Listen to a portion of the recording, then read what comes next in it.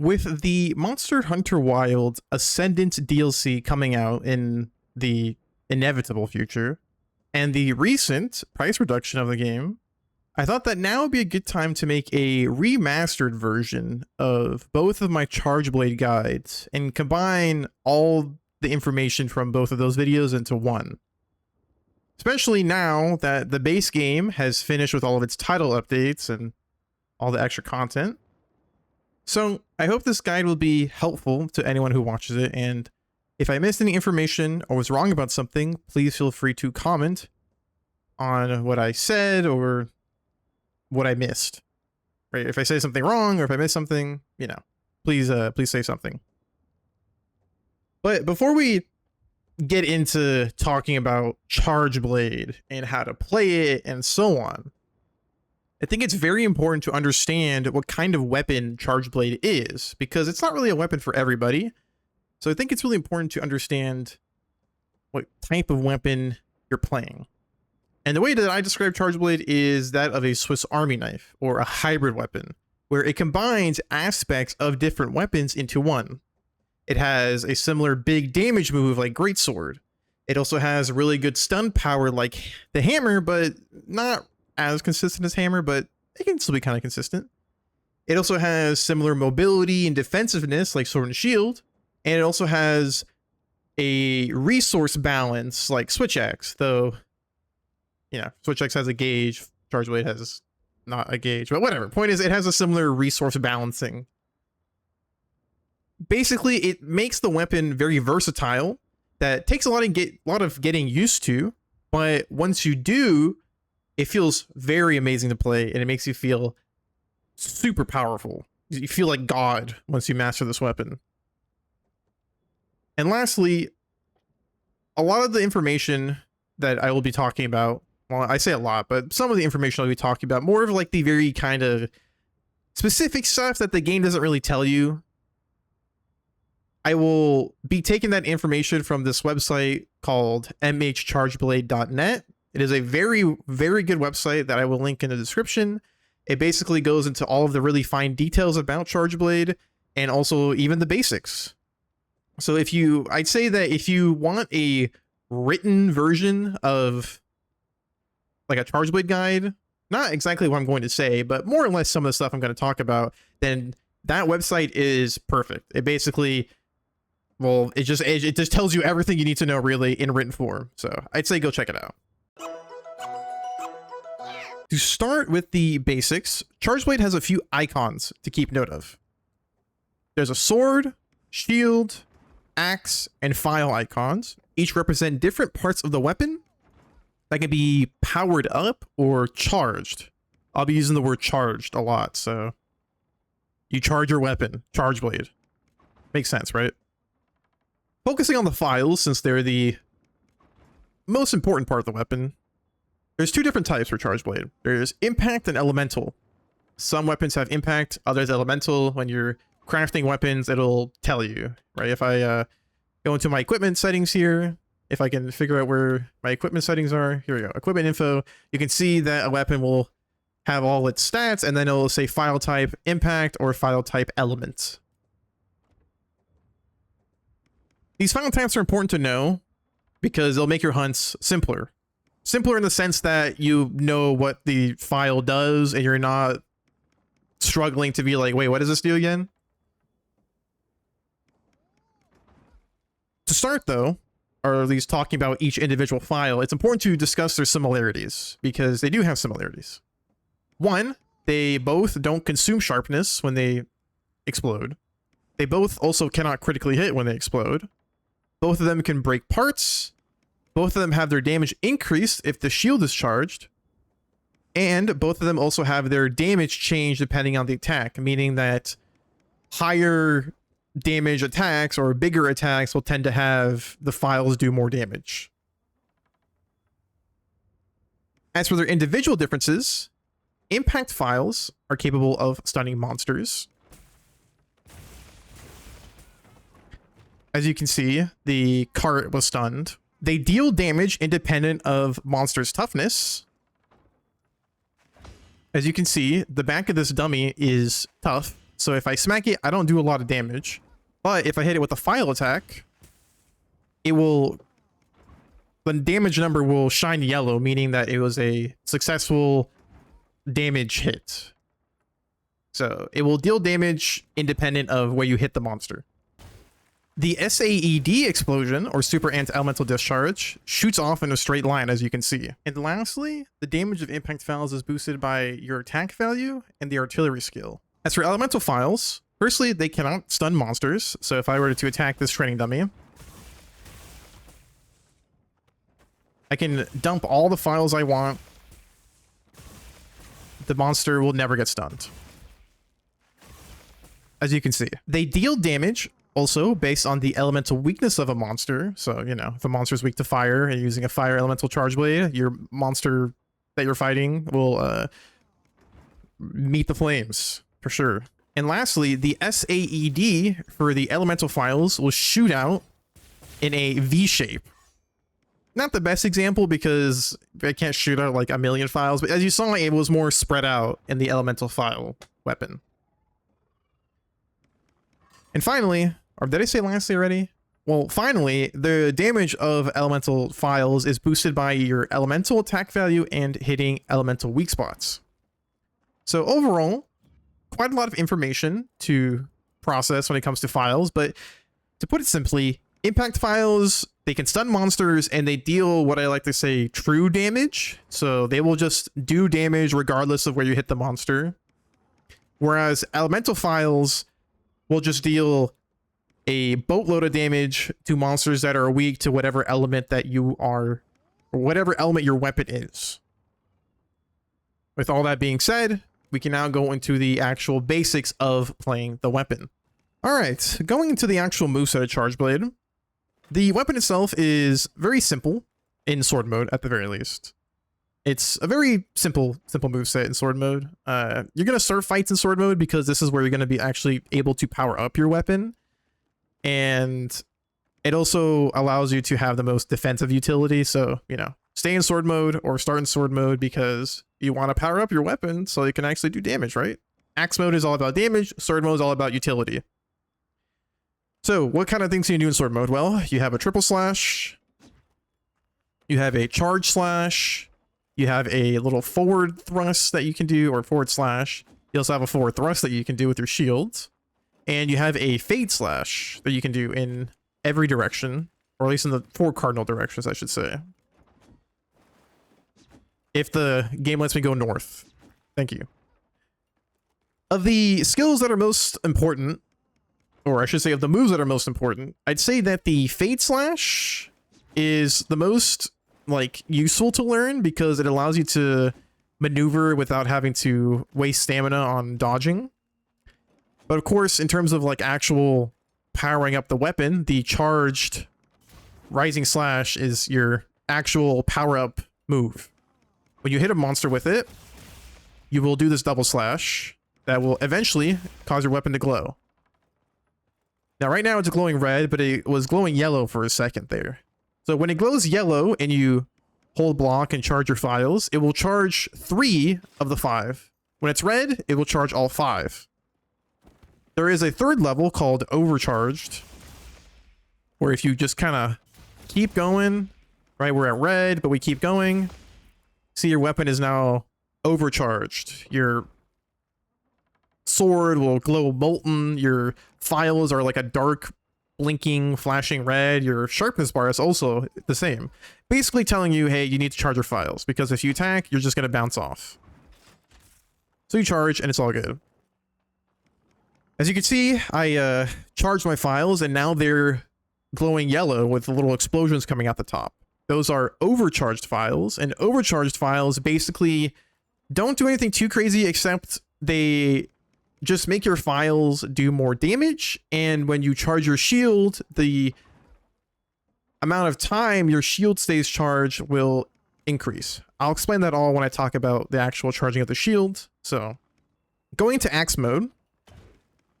Axe mode has a few more different things that you can do, since this is the actual main kind of damage part of the weapon. You have this slash into overhead slash, rising slash, overhead slash. You can just loop this into itself. Axe Mode also has a Fate Slash that he can do. I don't like using this as much because it's a bit on the slower side, which, you know, makes sense because Axe Mode is meant to be slower, but this is still important to use, right? Do not disregard this move. It is very, very useful. As for your circle buttons, you have the Element Discharge attack that you can do into Elemental Discharge 2, that you can just kind of loop into Rising Slash, into Elemental Discharge 1, Elemental Discharge 2, so on and so forth.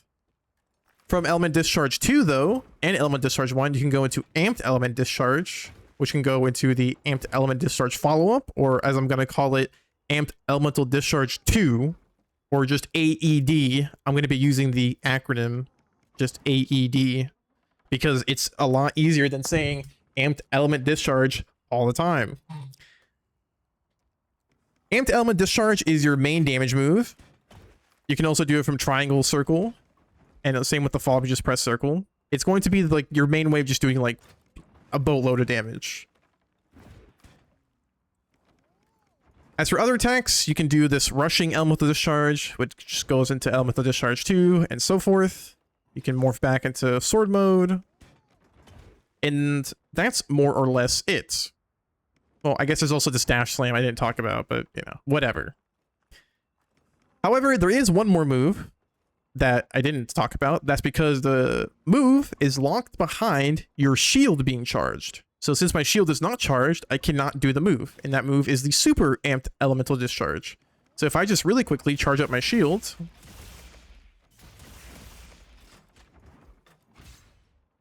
So now with my shield charged, if I were to go into Axe Mode and I do the AED1 into AED2, I can go into Super AED or SAED.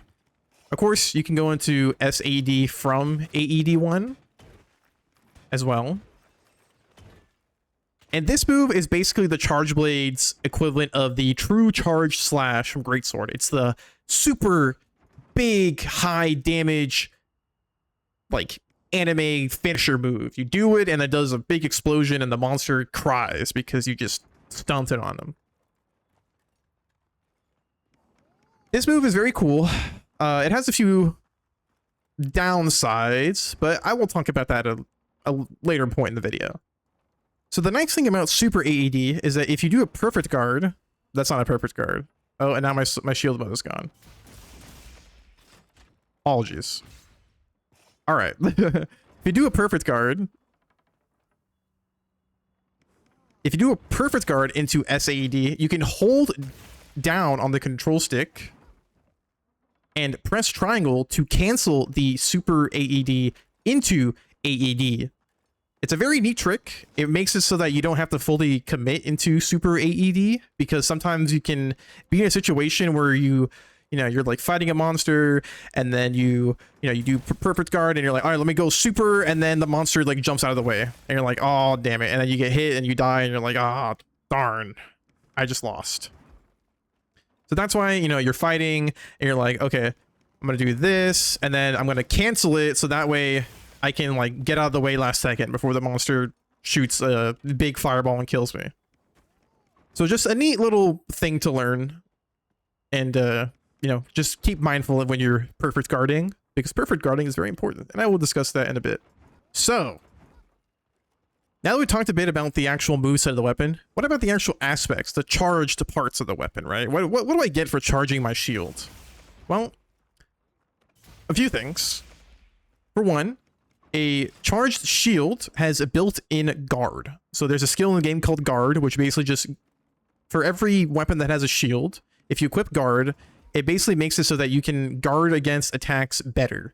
Usually that means that when you guard against something with higher guard levels, it takes less stamina to guard against attacks, and you take less chip damage from attacks. So with the charged shield, you get built-in guard. I don't remember the exact level in this game because they did change it from Monster Hunter World, but the exact level doesn't really matter because the guard level of the charged shield will stack on top of the guard skill. So if you have guard, I think 5, I think it goes with the 5 in this game, your charged shield, let's say it's like built-in guard level 2, that means you'll have guard level 7, for instance. So it does stack. So it doesn't really matter what level it is. Point is that your shield being charged makes you have a much higher defensive capability. Another thing is that when you perfect guard, as you can see, the monster took a little bit of damage when I perfect guarded. Because when you perfect guard with a charged shield, it actually does file damage. And if you're using an impact file, I don't know if it'll do it here, but you can actually stun a monster with it. Maybe because I don't have any files charged up, but I have done it before where I've perfect guarded monsters and they get stunned because of it. It's honestly very, very funny to pull off. So, you know, very nice. So basically, keep your shield charged at all times. It allows you to be very defensive, but also it allows you to be very offensive because it will also increase the power of your axe attacks, since, you know, you're actually, since your shield is basically the axe head of axe mode, right? You're transforming your shield into the axe, so your axe will do more damage, right? So important to keep in mind is that the shield is the most important thing to be charged. You get to be more defensive, you get to be more offensive, basically a win-win and no reason not to charge it. With your charged shield, you can also charge your sword. You can only charge your sword if you charge your shield. So we're going to just get some files here. And when we charge, if you hold down triangle, you can do the condensed element slash, which charges your sword. Now your sword is charged. What happens when your sword is charged? Well, first you gain a mind's eye. So when I attacked this monster part earlier, it would bounce off. But now if I attack it, it still won't do a lot of damage because of the toughness, but it will not bounce off. So I can actually hit the monster without bouncing. Very nice, very handy. In addition, it also do little file attacks, as you can see there. Now, I don't actually know if the sword file attacks can stun. I've actually never seen it happen. I want to say it can, but I have personally never seen it happen. But then again, I don't really use sword mode because it's fine, but it's a little bit like it depends on the situation. It really just depends on the situation, depends on the monster you're fighting, and depends on how you play the weapon. So, you know, it's fine, right? It's not bad, but charged sword does actually make, like, you know, a sword only charge blade like an actual play style that you can play, because you can actually do damage with this. So, you know, if you want to play sword only, just make sure to charge your sword. And lastly, there's the charged axe. But before we talk about the charged axe, one important thing I wanted to mention that I forgot to talk about with the charged shield is that whatever the amount of files that you insert when you charge your shield will actually correspond to how long the shield stays up. So it's, when you have a normal files, it's 25 files per, or 25 seconds per file, 25 files per second, 25 seconds per file to a maximum of 125 for normal files. But when your files are overcharged, it boosts up to 200 seconds maximum for overcharge files. So basically, overcharge files are pretty handy. Of course, they take a bit longer to get because you have to charge your files up all the way first, and then you can overcharge, but, you know, nice to think about. Now, moving on to charging your axe. So charging your axe can only be done a few ways. Either you can perfect guard, which allows you to go into Savage Axe Slash, which charges your axe. You can also do it by popping wounds, which will automatically do it for you.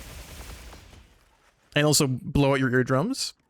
And the last thing is, well, I can't do it with a training dummy, unfortunately, but through power clashes. When you win a power clash against the monster, you can press triangle to do the Savage Axe Slash. You're mostly going to be entering Savage Axe through perfect guarding, because you want to be perfect guarding with Charge Blade, but wounds are also going to be like the second most way you're going to be doing. So anytime you see a wound, honestly, it's best to just attack it with the Focus Slash and, you know, go to town, basically. So, what does Savage Axe mode do for me? Well, for one, it's where you get your highest damage output for this weapon, because you get to go crazy in axe mode. One, your axe attacks become stronger in a variety of ways. One being that if you attack and hold down an attack button, you will do multiple additional hits because you're kind of swinging the weapon around, right? Or the weapon, like the axe head is spinning around like a saw blade. So you get to do a lot more damage.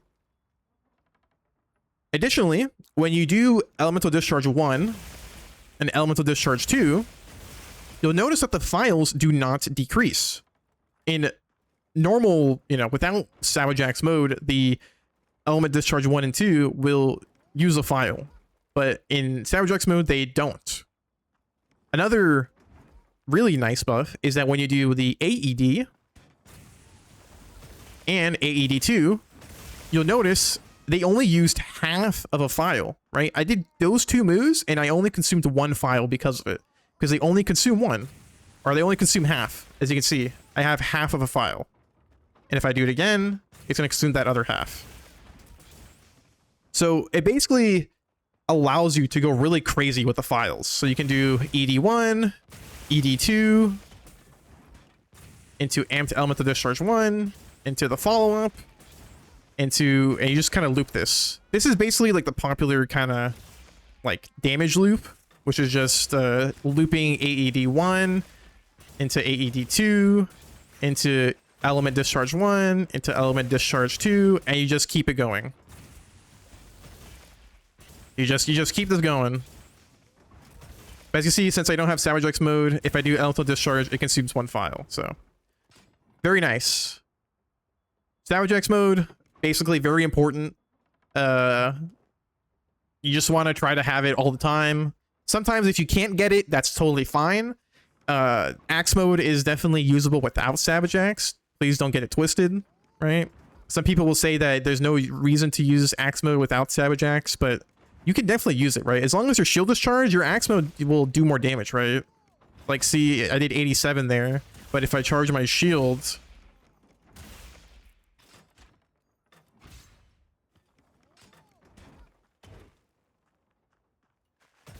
I do 95. So there's no reason not to use Axe mode without Savage Axe.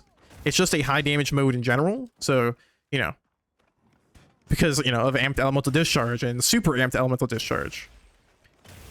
Basically, if you want Savage Axe, you really do, but if you don't have it, it's not the end of the world, is what I want to say. Now, lastly, for this basic section, I want to actually talk about Amped Elemental Discharge versus Super Amped Elemental Discharge, because you can go online and find people that say that doing the Super Amped Element Discharge isn't worth it, because when you do it, it's very slow, right? Like when you do it, it's like this really big move, right? And you're like basically stuck in this animation for a very long time. Whereas, and it also dumps all your files, right? You Super Amped will always just dump your entire files that you have filled, regardless of how many you have.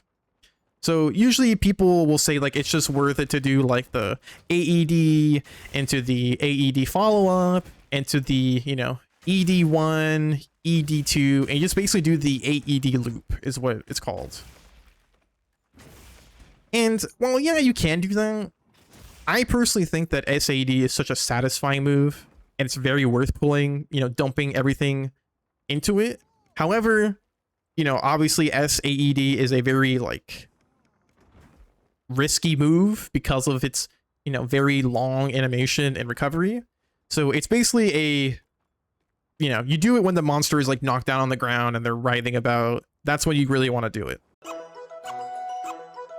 So, with the basics of the weapon all explained, at least I hope I talked about everything. I think I did. Technically, well, what I want to talk about next is advanced stuff, and what I'm going to talk about, some might consider the basics, but I consider it advanced because it can be a little hard to pull off in some of the more hectic fights of the game. So, whatever. The main first advanced thing that I would consider to be advanced on Charge Blade is guard points. Guard points are basically certain moves that the weapon has where animation-wise your character will put the shield in front of them. So a good example of this is like the Morph Slash, right? They'll kind of, as you can see in the animation, they'll put the shield in front of them, and you can also see that the shield will flash white, right? Do you see how the shield flashes white there for just like a little bit? that is a guard point. And what guard points allow you to do is basically do an attack, like the Morph Slash, for instance. But if a monster attacks you while you have the guard point up, you will block the attack. So let's show a little demonstration here. When the monster is about to attack me, as you can see, I blocked the attack. My attack didn't go out, but I didn't die for it. Not only can you block with guard points, in a recent update, they allowed you to perfect guard with them too. As you can see. I'd say that that is actually one of the harder things about the guard points is perfect guarding with them. Of course, perfect guarding isn't the hardest thing. Once you get a feel for it, you'll realize, it'll feel a little hard at first, but once you get a feel for it, it won't be too bad. But perfect guarding with guard points, on the other hand, is definitely a little bit trickier. I'm not very comfortable with some of the perfect guards on some guard points. The Morph Slash is like the easiest one, in my opinion, both of them. But yeah. As for what moves actually have guard points, well, as I showed you, the Morph Slash is one. This is the one you're probably going to be using the most. The Fade Slash on the sword mode also has one. The Elemental Boost, when you charge your shield, also has one. The Elemental Round Slash, when you cancel your AED into a Morph Slash, also has one. And I believe that should be all of them. I'm trying to think, but yeah, I think that should be all the guard points. So I'd say that the most important one to master is the Morph Slash one, because it's the easiest and you're going to be doing Morph Slash quite a bit.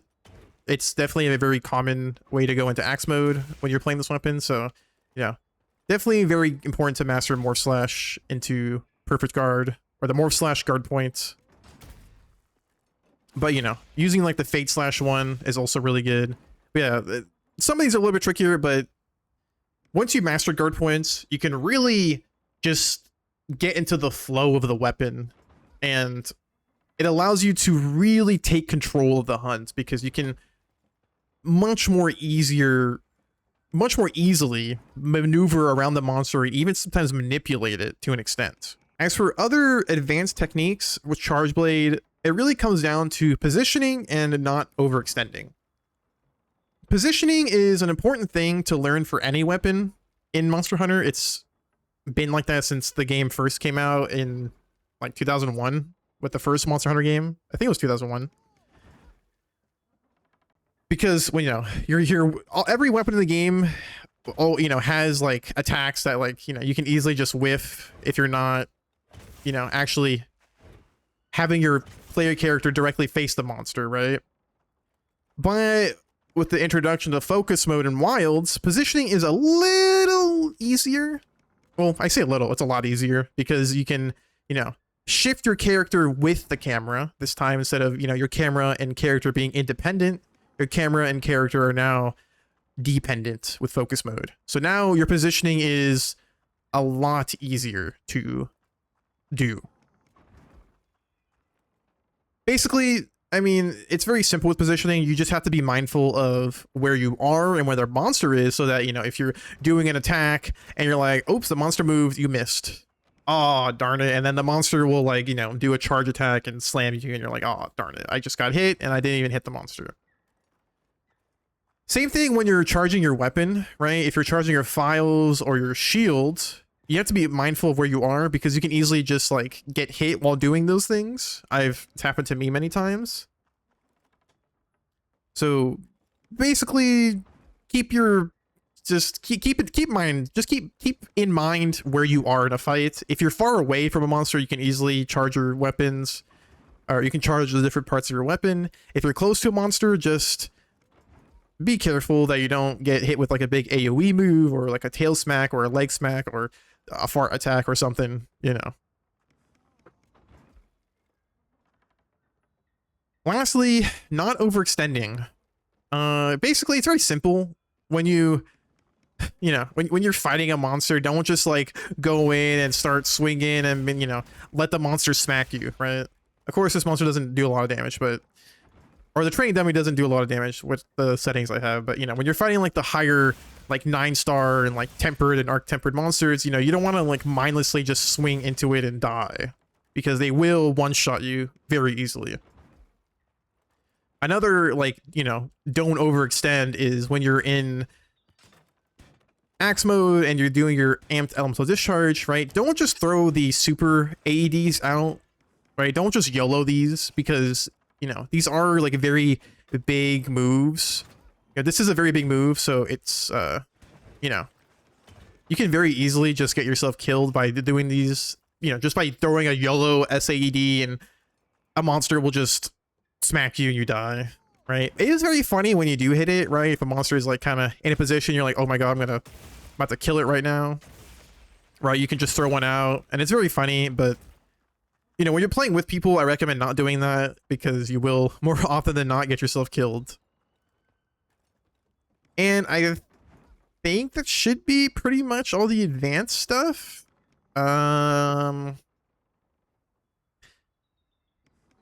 There might be some other stuff off the top of my head I can't think of, or might be some other stuff I just I don't remember, or I can't think of at the moment. But you know, like I said, if in the beginning, you know, if I missed anything, or if I said anything wrong, you know, feel free to comment on it, because you know, it takes a village, right?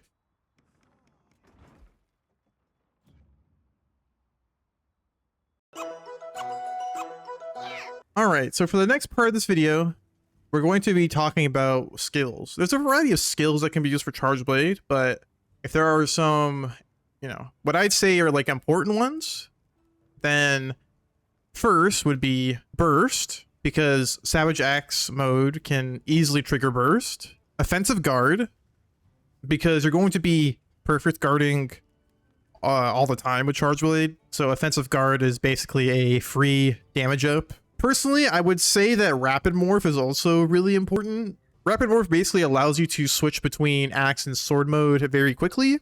And for some of the harder fights in the game, it actually really makes a difference, in my opinion, because being able to switch back into sword mode much quicker allows you to survive easier. Your survivability is a lot better in sword mode, so switching back to sword mode faster allows you to block dangerous attacks more quickly. So, you know, very nice. Load shells is also a really, really nice quality of life skill. What load shells does is that at level 2, when you charge up your Charge Blade by doing the Charged Rising Slash in sword mode, at yellow, you know, when it's like at yellow level, if you charge it, you know, if you charge up your files, it'll charge 5 instead of 3. And then when you are at red, it'll charge into 5 overcharged files instead of the 5 normal files. So load shells makes it a lot easier to get max files very quickly, and allows you to have a maximum uptime on your shield. I blanked out for a second, but it allows you to have your shield charged for a lot longer, and you can have your shield like max charge a lot faster. As for some other skills that are like pretty nice and good, Guard is really good. Like I mentioned, the charged shield has a built-in level of Guard. I think it's level 1 or maybe level 2. I'm not really sure, to be honest. But basically, like I mentioned, or it goes up to level 3 in this game, but like I mentioned, it can stack. So if you have a charged shield and you have Guard level 3 and you have like Guard level 5, I think, or level 4, I think it's 2. So you get like Guard level 5 if you have Guard level 3 and a charged shield. Basically, your defensive capabilities become a lot better. Same is true with Guard Up. Guard Up is very handy against certain monsters, because you need Guard Up to defend against usually like big laser beam attacks and other kind of big like fire breath attacks. You need Guard Up to guard against those, and so Guard Up is usually pretty handy against that, and also just reduces the damage you take, so it can be helpful. Focus is also very nice. When you do the Charged Rising Slash with Charge Blade, Focus makes it so that you can easily get to red level like almost instant. It's very nice, very handy. Almost forgot to mention artillery. I don't really use artillery in this game, which is what I should be doing, but artillery basically makes it so that your impact files do a lot of damage. I did mention this earlier when talking about the differences between the files. Artillery makes your impact files do more damage. you really should run artillery. I don't, because impact files, or not impact files, but overcharge files already increase your file damage. So it's not the most, it's not like you really need it, but you should run it. Like, there's no reason not to run it. It is very good. So other than that, you really can run whatever, right? Attack boost is always nice. Critical boost, critical draw. Well, maybe not critical draw, but oh, I guess critical draw can be useful. Critical eye is where it's going to really be at. Even though the files cannot crit, your weapon still can. So really, you can kind of do a whole lot here, right? You can really choose a lot of different, a whole bunch of different stuff, really. The world is your oyster. This game is a lot more streamlined than previous Monster Hunter games, so you really are given a lot of liberty in terms of building however you please, which is, you know, I think very nice. Of course, I'm not saying that previous Monster Hunter games didn't allow you to experiment with different builds, but I do think that it wasn't as, like, unrestrictive. So, you know, very nice. Moving on to weapons. So with low rank, really, you just kind of use whatever you want for low rank. Low rank is not where you're making builds. Just use whatever you feel. If you want, like, the strongest charge blade for low rank, then the, where is it? There it is. The Lala Barina will probably be your best weapon for low rank, because paralysis is still like, they did nerf it, but it's definitely still one of the strongest status effects in the game. It allows you to basically kill monsters very, very quickly, because it will freeze them, and, you know, paralysis will freeze them in place for like a few seconds. So it's very nice. The Lala Barina Charge Blade is very, very nice. When you start moving into high rank, you really can't go wrong with anything in high rank, to be honest. A lot of the weapons in this game are pretty solid. I'd say that as you're moving your way through high rank, just focus really on upgrading the weapon you're currently using. So like if you're using a Lala Barina blade, you know, just upgrade it to like whatever level you can, right? Eventually, you know, till its max level, so on.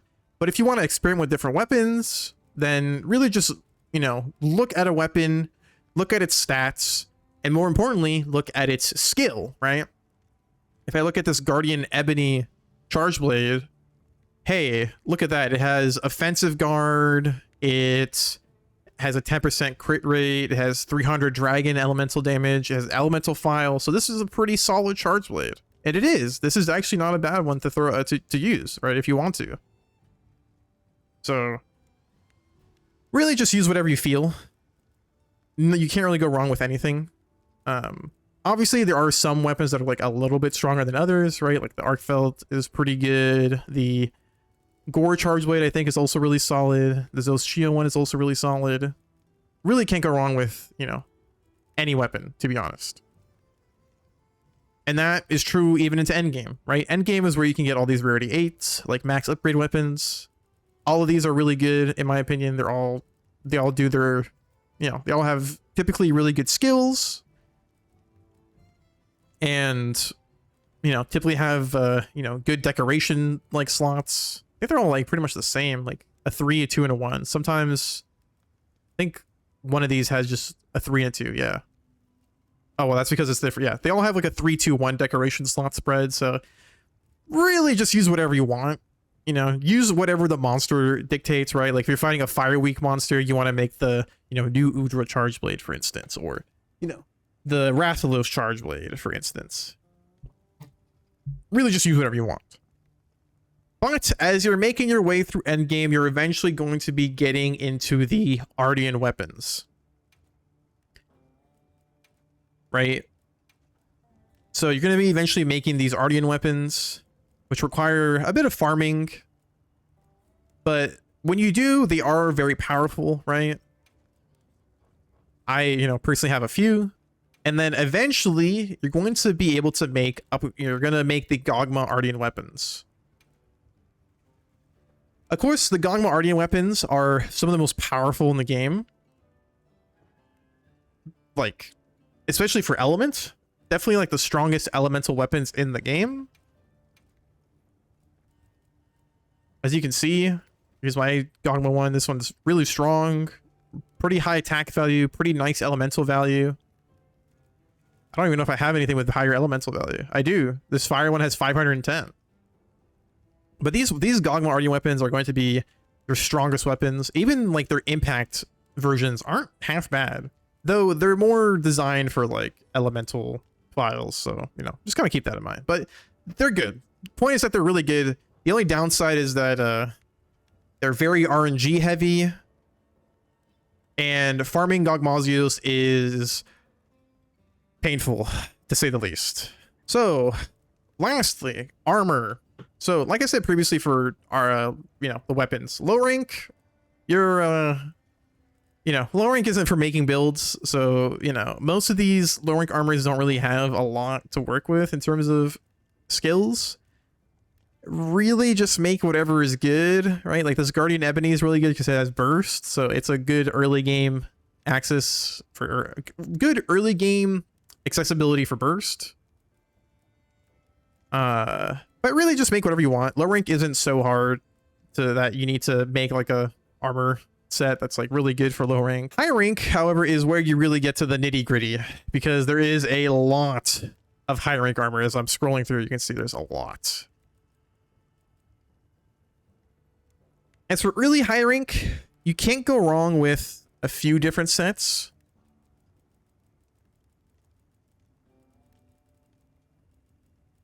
First, I'd say the Chatakapra armor is not bad, mainly because of weakness exploit, item prolonger, and speed eating. So you get nice damage with weakness exploit, and you get some nice utility with speed eating and item prolonger.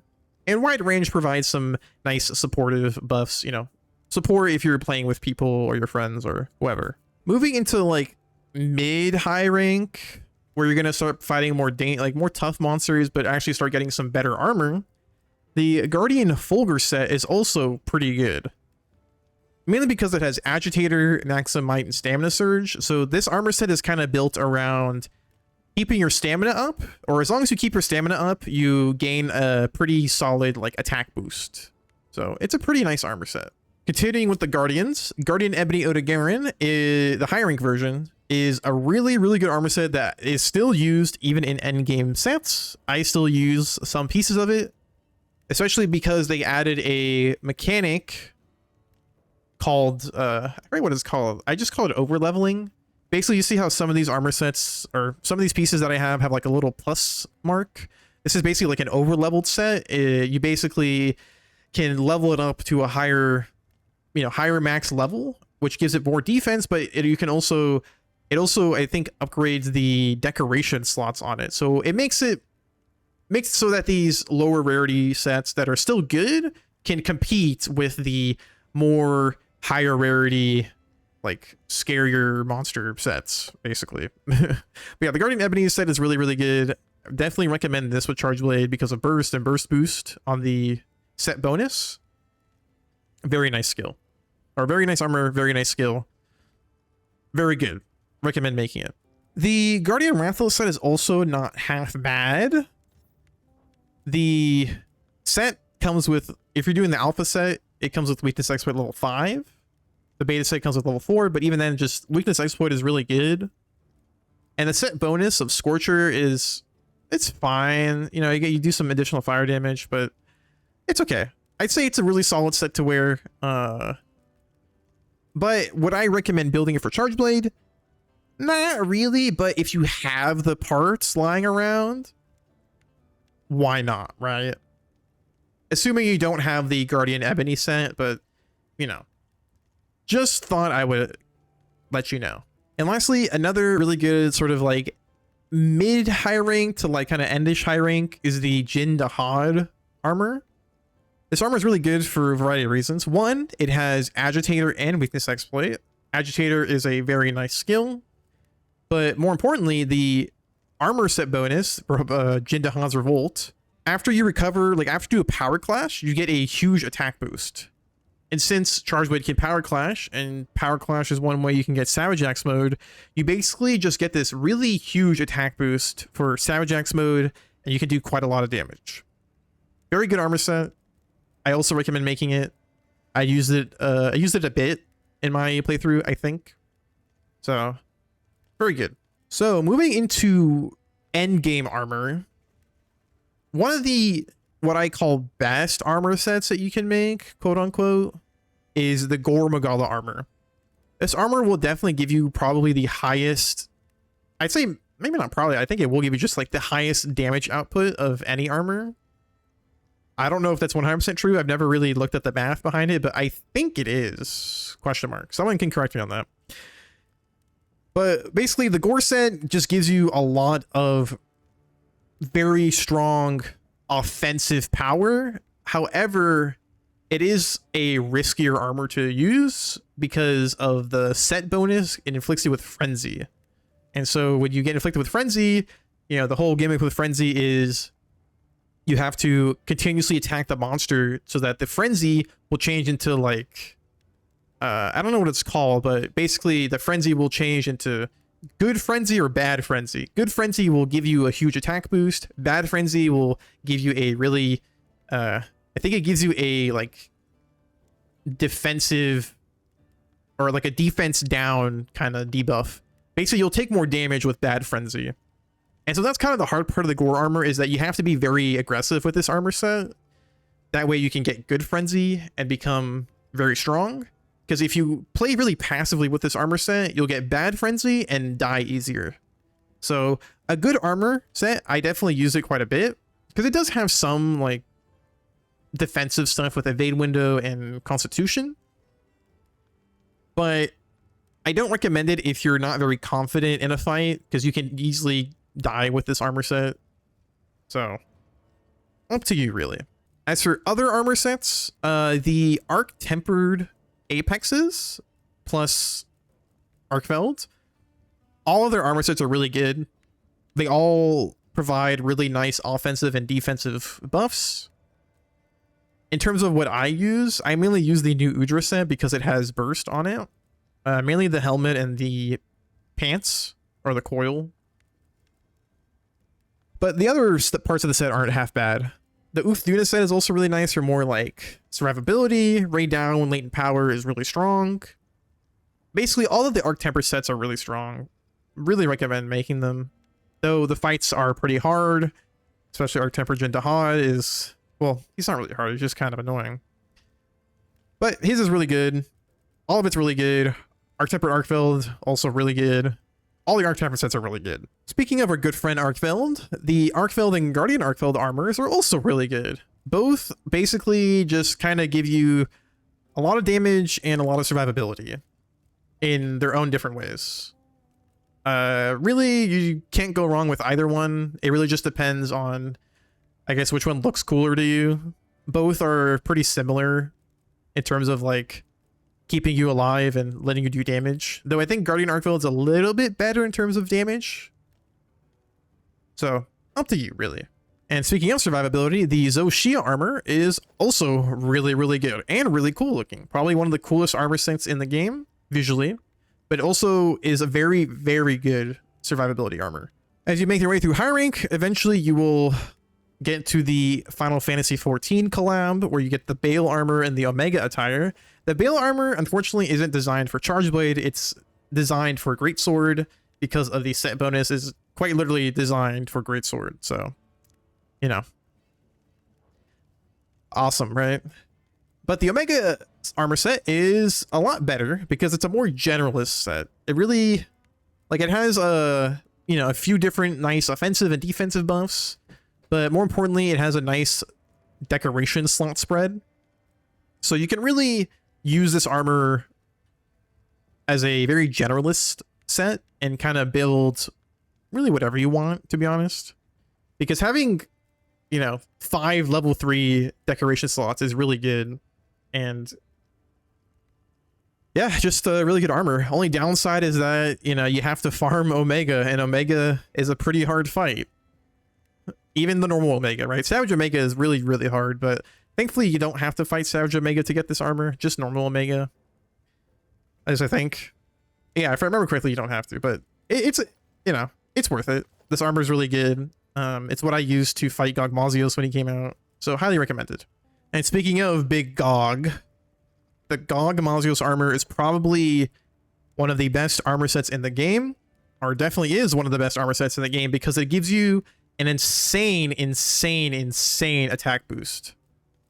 Not only that, but what's unique about the GOG Mazios armor set is that it has other monsters set bonus like skills, right? So if you look at these alpha vambraces, you can see that in addition to having the Gogma set bonus, it also has the Fulgur Anjanath. So this armor is really good for making a build, because you can really get super creative with you know, all these different armor skills from the different monsters. In addition to having the Gogma Ardian weapons can also have armor, like different armor set bonuses of monsters. The Gogma weapon that I use has Zoshia's Pulse. So if I use the Alpha Helmet and the weapon, I basically get Zoshia's first set bonus for free without having to wear anything of Zoshia. And it's very good that I can do that. It's very cool. So GOG Mazios armor is definitely very worth making. The beta set has a different set of skills, so keep that in mind, that the alpha and beta have different other monster bonuses. So, but if you don't want to, like, you know, if you don't want to mix and match with Gogma, honestly, 4-piece Gogma is also really good, because the level 2 or the 4-piece set bonus for Gogma Apocalypse, it's so cool. You basically gain a 1-hit barrier that just nullifies any damage. I think except like designated 1-hit kill attacks. I think. Yeah. I think except for like designated 1-hit kill attacks.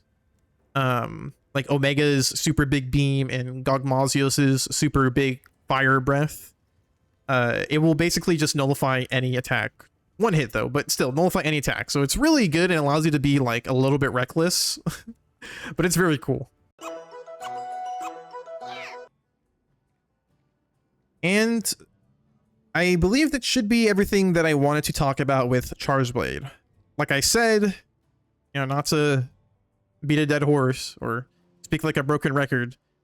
If I missed anything or if I said anything wrong, please feel free to comment, right? I am only human, so sometimes I can get things wrong, right? It's okay if you get something wrong, guys, all right? You don't have to, it's not the end of the world, right? That's why I'm saying this, so that people can correct me or mention something I missed, right? Like I said, it takes a village when it comes to information and sharing and being nice to one another.